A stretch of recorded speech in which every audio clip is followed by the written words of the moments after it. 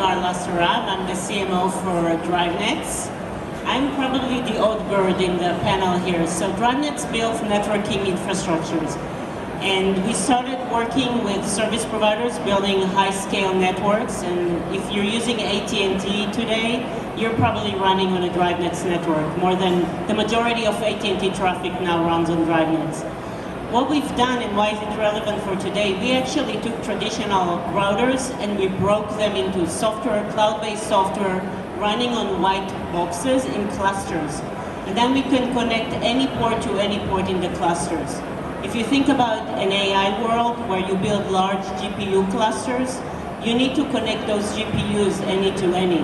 So we use the same technology that we use to connect networking now to build AI clusters.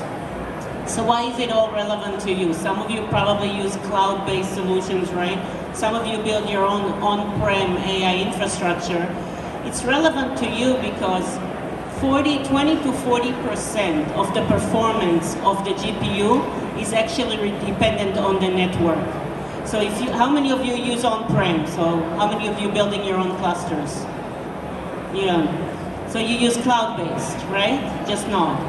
So when you buy GPU hours from your cloud provider, you need to check what network that cloud provider has.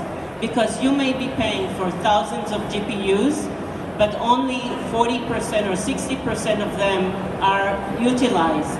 You have to check what network those providers are using. So that is our story. Just one analogy. If you think about a car has an engine, that's your GPU. But your transmission system, your fuel system, your roads, that's the network. So the car will not go too far if you have a good engine. You need the full system to be good, and that's what networking brings to the story. Thank you, Inbar.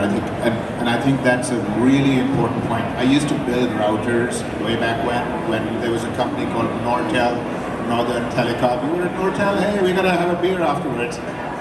And the thing that we learned at that time can be applied to AI today, which is if there is a weak link in the chain, that weak link could be networking, right? And so you've got to make sure it's not just the GPUs that are important, it's the entire chain and how do you get through it fast. So thank you for that, Inbar. 𝗪𝗵𝗱𝗶𝗃𝗄𝗧.